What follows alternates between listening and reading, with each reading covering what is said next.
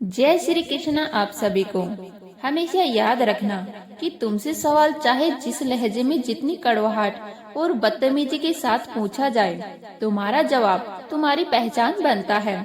सवाल पल भर का होता है, पर जवाब समय के साथ जिया जाता है। लोग यह याद नहीं रखते कि तुमसे क्या पूछा गया था, लोग यह याद रखते हैं कि तुमने खुद को कैसे संभाला, कैसे बोला, कैसे अपनी बात रखी। इसीलिए जब भी बोलो तमीज से बोलो, साफ मन से बोलो, ताकि जो सामने बैठा है उसे आज समझ न आए तो भी कल किसी और को समझ आ जाए, और शायद उसे भी अपने भीतर झांकने की थोड़ी सी हिम्मत मिल जाए। एक दिन एक साधारण सा लड़का जिसके मन में सवालों का बोझ था और आंखों में बेचैनी, अपने गुरुजी के पास गया। उसने बहुत सीधे भाव से पूछा, गुरुजी, आप हमेशा इतने शांत क्यों रहते हो? आपके चेहरे पर चिंता की एक भी रेखा नहीं दिखती। जब भी मैं आपसे पूछता हूँ कि इस स्थायी आनंद का रहस्य क्या है, आप बस इतना कह देते हो कि यह पूरा संसार अनंत आनंद से ही प्रकट हुआ है। यहाँ प्रेम और आनंद के अलावा कुछ है ही नहीं। अगर सच में ऐसा है तो फिर मेरा मन हर वक्त खुश क्यों नहीं रहता? मेरा दिल इतना भारी क्यों लगता है? और मुझे अपने चारों तरफ इतने सारे लोग टूटे हुए, परेशान और थके हुए क्यों दिखते हैं? यह सवाल पूछते हुए उसके भीतर सिर्फ जिज्ञासा नहीं थी, एक छुपी हुई पीड़ा भी थी, जैसे वह अपने ही मन से हार चुका हो। गुरुजी ने उसकी आंखों में देखा और बहुत शांत स्वर में कहा, यह सब माया है, संसार का आकर्षण है और अविद्या है। खुद को न जान पाना ही सबसे बड़ा अज्ञान है, और यही कारण है कि मन बार बार दुख पकड़ लेता है। मन बाहर की चीजों में उलझकर यह भूल जाता है कि असली कमी बाहर नहीं भीतर की समझ में होती है। लड़के ने थोड़ा झिझकते हुए कहा, गुरुजी, माया, मोह, अज्ञान, यह सब शब्द और केवल किताबों तक ही सीमित है। मैं इन्हें सुनता तो हूँ पर जी नहीं पाता, समझ नहीं पाता। मैं चाहता हूँ कि कोई बात ऐसी हो जो दिल को छू जाए, जो भीतर उतर जाए। उसकी इस भोली ईमानदारी पर गुरुजी ने मुस्कुरा दिया। उन्होंने कहा, अब रात हो गई है, इस पर कल बात करेंगे। लेकिन कल आया, फिर परसों आया और 2-3 दिन बीत गए। गुरुजी ने माया और मन पर कोई चर्चा नहीं की। लड़के का मन और बेचैन हो गया, पर वह चुप रहा, क्योंकि वह जानता था कि कुछ बातें शब्दों से नहीं, अनुभव से समझाई जाती है। इससे पहले कि हम इस विषय को गहराई से समझें, आपसे अनुरोध है कि आप हमारे चैनल को सब्सक्राइब कर लीजिएगा। एक दिन कुछ ऐसा हुआ जिसने उस लड़के को माया को सुनने नहीं देखने पर मजबूर कर दिया। एक सुबह गुरु और शिष्य दोनों नदी पर स्नान करने गए। पानी ठंडा था, हवा में हल्की सी ताजगी थी और सब कुछ सामान्य लग रहा था। लौटते समय गुरुजी ने पहाड़ों के बीच से जाने वाला एक दूसरा रास्ता चुना। वह रास्ता थोड़ा कठिन था, पथरीला था, लेकिन छोटा भी था। चलते हुए मन में थकान तो थी, पर भीतर कहीं एक उत्सुकता थी। तभी उस नए रास्ते में उन्हें एक बहुत बड़ा सूखा हुआ बरगद जैसा एक विचित्र पेड़ दिखाई दिया। उसकी जड़ें बाहर निकली हुई थी, तना खुरदुरा था और पूरा पेड़ जैसे किसी पुराने रहस्य को अपने भीतर छुपाए खड़ा था। जैसे ही गुरुजी ने उस पेड़ के पास से गुजरे, अचानक उनके कदम धीमे हो गए। उन्हें लगा जैसे वह पेड़ उन्हें अपनी ओर खींच रहा हो, बिना आवाज के, बिना हाथ लगाए।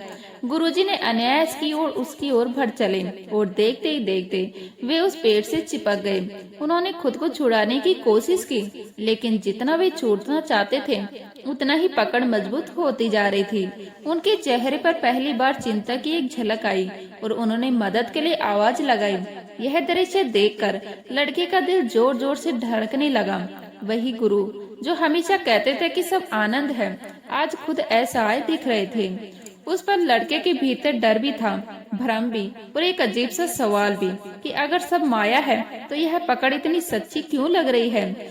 इसी क्षण उसके भीतर कुछ हिलने लगा, जैसे किसी ने धीरे से उसके मन का पर्दा उठाना शुरू कर दिया हो, और वह अनुभव पूरा बिना हुए भी उसे भीतर तक बदलने लगा। अरे जल्दी करो, मुझे इस पेड़ ने पकड़ लिया है, मैं इससे चिपक गया हूँ, मेरी मदद करो। गुरुजी की आवाज में घबराहट थी। वह घबराहट जो आमतौर पर उनके चेहरे पर कभी नहीं दिखती थी।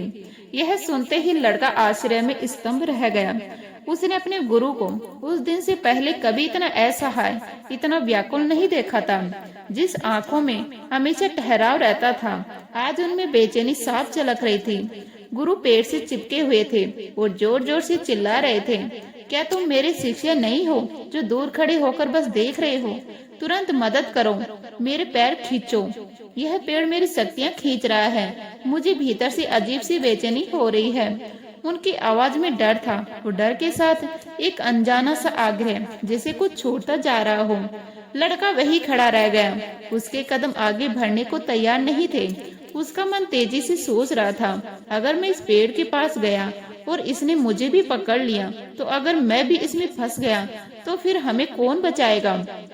वह पहली बार अपने गुरु को बचाने से पहले खुद को बचाने के बारे में सोच रहा था और यही सोच उसे भीतर ही भीतर अपराध बोध भी दे रही थी। तभी उसने थोड़ी दूर से आवाज लगाकर कहा, गुरुजी, आपने तो पूरी जिंदगी दूसरों की मदद की है, आज आपको मेरी जरूरत पड़ रही है। गुरु ने और तेज स्वर में कहा, समय मत गवाओ, जल्दी से मेरे पैर पकड़ो और मुझे इस पेड़ से अलग करो। उनकी आवाज में अब गंभीरता थी, आदेश भी और लाचारी भी। लड़का हिम्मत जुटाकर पेड़ के पास गया। पेड़ वैसा ही सूखा निछल खड़ा था, उसे कुछ जैसे हुआ ही ना हो।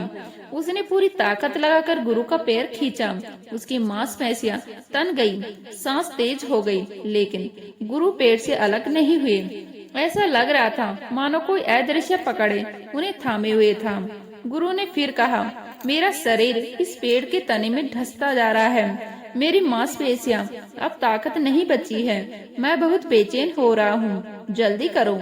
यह सुनते ही लड़का अचानक रुक गया, उसके हाथ ढीले पड़ गए। उसने गहरी सांस ली, जैसे भीतर कुछ साफ करने की कोशिश कर रहा हो। उसके चेहरे पर डर की जगह अब एक अजीब सी स्पष्टता आ रही थी। वह थोड़ी देर चुप रहा, फिर बहुत शांत लेकिन ठोस आवाज में बोला, गुरुजी, यह कैसे संभव है? इस पेड़ के तने में तो कोई ताकत ही नहीं है कि वह आपको पकड़ सके। आपने ही तो अपने हाथों में इस पेड़ को जकड़ रखा है, फिर आप मुझे मदद क्यों मांग रहे हैं? यह कहते समय उसके स्वर में न तंज था न घमंड, बस एक सीधी सच्चाई थी। उस पल जैसे समय ठहर गया हो। गुरुजी की आंखों में चमक आ गई। वो जोर से हंस पड़े और उसी क्षण उन्होंने अपने हाथ पैर से उठा ली। पेड़ वही खड़ा रह गया, शांत, निर्जीव, बिल्कुल वैसा ही जैसे पहले था। गुरु ने लड़के की ओर देखकर कहा, यही माया है, हम मन को कभी छोड़ते ही नहीं। हम खुद जकड़कर बैठ जाते हैं और फिर कहते हैं कोई और हमें पकड़ रहा है। हम गलत बात पर विश्वास कर लेते हैं और फिर उसी विश्वास को अपनी सच्चाई मान लेते हैं। मन कुछ नहीं करता, हम ही उसे ताकत देते हैं। यह सुनकर लड़के का सिर थोड़ा झुक गया। उसके भीतर बहुत कुछ टूट रहा था और बहुत कुछ बन रहा था। उसने धीमी आवाज में पूछा, गुरुजी, जब हम यह जानते हैं कि मन ही हमें परेशान करता है, फिर भी हम मन को क्यों नहीं छोड़ पाते? सवाल पूरा होते ही हवा में एक अलग सा सन्नाटा फैल गया, जैसे यह सवाल सिर्फ गुरु से नहीं, खुद से भी पूछा गया हो और उसका जवाब कहीं बाहर नहीं, भीतर किसी गहराई में धड़क रहा हो। गुरु कुछ पल शांत रहे, जैसे शब्दों से पहले उस सन्नाटे को बोलने दे रहे हो। फिर बहुत सहज लेकिन गहराई से भरे स्वर में बोले, क्योंकि हम बाहरी सुखों के सहारे खुद को संतुष्ट रखना चाहते हैं। हम सोचते हैं कि बाहर कुछ मिल जाएगा तो भीतर की बेचैनी खत्म हो जाएगी, इसीलिए हम इच्छाओं को पकड़ लेते हैं, एक के बाद एक बिना रुके। और याद रखना, इच्छाओं को पकड़ना ही मन को पकड़ना है और मन को पकड़ना ही माया है। वही माया हमें यह भ्रम देती है कि हम कमजोर हैं, कि हम फंसे हुए हैं, कि हमारे पास कोई रास्ता नहीं है, जबकि सच्चाई इसके ठीक उलट में है। हम हमेशा मन से ज्यादा शक्तिशाली हैं। हम मन के स्वामी हैं, लेकिन हम यह भूल जाते हैं हम जब चाहें मन से ध्यान हटा सकते हैं, जब चाहे मन को शांत कर सकते हैं, लेकिन हम कोशिश ही नहीं करते क्योंकि हमें अपनी ही शक्ति पर भरोसा नहीं रह जाता। गुरु ने आगे कहा, इससे एक बहुत बड़ा सच सामने आता है कि मन हमसे है, हम मन से नहीं। लेकिन जीवन की दौड़ में परीक्षा, तुलना, डर और उम्मीदों के पीछे भागते भागते हम यह सच भूल जाते हैं। हम खुद को छोटा मान लेते हैं, कमजोर मान लेते हैं, और यही भूल ही असली माया है। लड़का यह सब सुन रहा था, लेकिन उसके भीतर अभी भी एक बेचैनी बाकी थी। उसने धीमे स्वर में पूछा, गुरुजी, हम यह भूलना बंद कैसे करेंगे? मन से दूरी कैसे बनाएंगे जब मन हर वक्त हमारे साथ चिपका रहता है? गुरु ने दूर पहाड़ की ओर देखा और बोले, जैसे एक स्थिर चट्टान से बड़ी सी बड़ी लहरें भी हिला नहीं पाती, उसी तरह तुम्हें अपने विचारों से ज्यादा स्थिर, ज्यादा शक्तिशाली बनना है। विचार आएंगे, लहरों की तरह आएंगे, तेज भी होंगे, डरावने भी होंगे, लेकिन सवाल यह नहीं कि लहरें आएंगी या नहीं। सवाल यह है कि तुम चट्टान बन पाते हो या नहीं। लड़के के भीतर कुछ हिलने लगा। गुरु ने कहा, यह शक्ति बाहर से नहीं आती, यह जागृत की जाती है, और जब यह जागती है तो इंसान पहली बार खुद को हल्का महसूस करता है। फिर गुरु ने बहुत सरल शब्दों में कहा, पहला सबक यही है कि तुम जो मान लोगे वही तुम्हारा सत्य बन जाएगा। अभी तक तुम यह मानते आए हो कि मन है और वह तुम्हें परेशान करता है, इसीलिए तुम्हें यह भी मानना पड़ेगा कि तुम मन के सामने कमजोर हो। लेकिन अब से हर दिन, हर पल खुद को बार बार याद दिलाओ, महसूस करो कि जहाँ मैं ध्यान देता हूँ वही मन जाता है। जब मैं सांस पर ध्यान देता हूँ तो मन शांत हो जाता है। इसका मतलब यह नहीं कि सांस में कोई जादू है, इसका मतलब यह है कि मैं अपने ध्यान का मालिक हूँ, और जब मैं मालिक हूँ तो मन मेरा सेवक है। यह बात सिर्फ समझनी है, इसे जीना भी है। बार बार गिरकर भी खुद को यही याद दिलाना है। गुरु का स्वर थोड़ा और गहरा हो गया। उन्होंने कहा, मन से ताकतवर बनने के लिए, भीतर प्रसन्नता को स्थिर करने के लिए दूसरा रास्ता है शिकायतों से दूरी। यह संसार जैसा तुम्हें दिखता है वैसा असल में है नहीं। यह केवल तुम्हारे मन का प्रोजेक्शन है। मन की आदत है अपनी ही कमियों, अपने ही डर और चिंताओं को बाहर की दुनिया में देखना। तुम जिस पर ध्यान दोगे वही बड़ा हो जाएगा। अगर तुम चिंता को देखोगे, परेशानी को पकड़ोगे, तो वही तुम्हें हर जगह दिखेगी, हर इंसान में, हर हालात में। इसीलिए कई बार बड़े से बड़े आध्यात्मिक लोग भी संसार को देखकर उलझ जाते हैं, क्योंकि वो यह स्वीकार नहीं कर पाते कि वो बाहर नहीं भीतर देख रहे हैं। गुरु ने बहुत शांत लेकिन तीखे शब्दों में कहा, जब शिकायत उठे तो उससे लड़ो मत, उसे दबाओ मत, बस उसे धन्यवाद दो।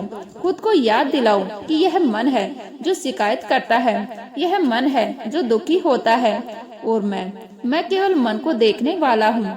जब तुम इस सच को बार बार महसूस करोगे तो मन और तुम्हारे बीच एक दूरी बनने लगेगी, एक ऐसी दूरी जहाँ दुख तुम्हें छूकर भी तुम्हें पकड़ नहीं पाएगा, और उस दूरी में जो शांति होगी वह तुम्हें चुपचाप यह एहसास दिलाने लगेगी कि तुम कभी फंसे हुए थे ही नहीं, बस खुद को पकड़कर बैठे थे।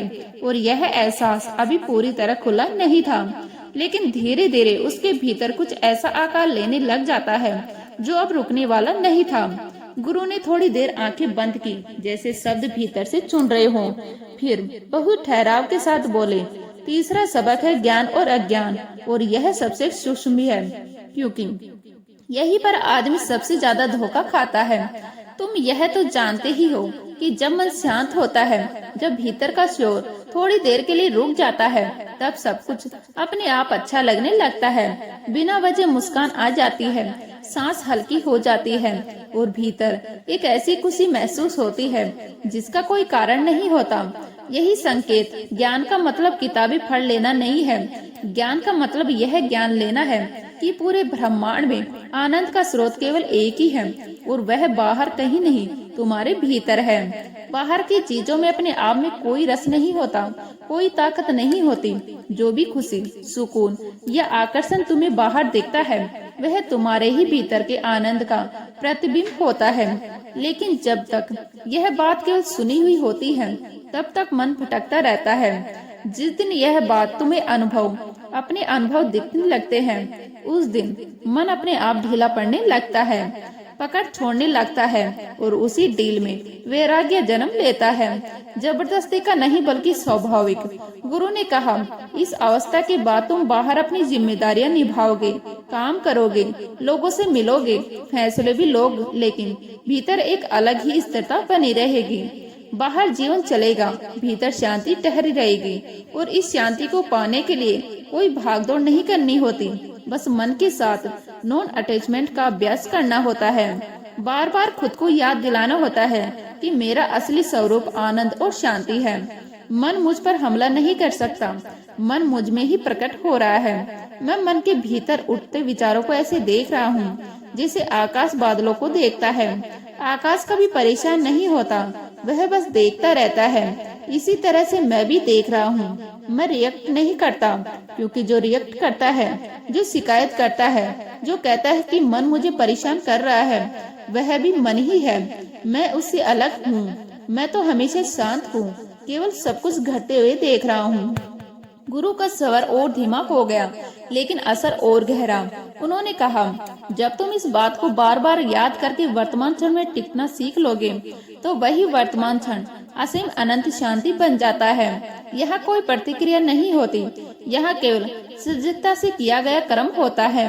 और जहाँ रिएक्शन खत्म होता है, वही उलझन खत्म होती है। फिर तुम सीधे अपने लक्ष्य की ओर बढ़ते हो, बिना भीतर टूटे, बिना खुद से लड़े। लेकिन ध्यान रखना, सबसे पहले जो तुम मान लोगे वही तुम्हारी सच्चाई बन जाएगी। अब तक तुम यह मानते आए हो कि मन तुम्हें परेशान करता है, और इसी मान्यता ने तुम्हें मन के सामने कमजोर बना दिया है। यही गलत आइडिया, यही झूठी मान्यता है, ही माया है। इसीलिए खुद को बार बार याद दिलाना जरूरी है कि मैं जहाँ ध्यान देता हूँ वही आकार लेने लगता हूँ। मैं मन का स्वामी हूँ, मन मेरा सेवक है। गुरु ने एक गहरी सांस ली और बोले, और हाँ, शिकायतों से दूरी बनाए रखना भी इसी अभ्यास का हिस्सा है, क्योंकि यह संसार वैसा नहीं है जैसा दिखता है। यह तुम्हारे मन का भी विस्तार है।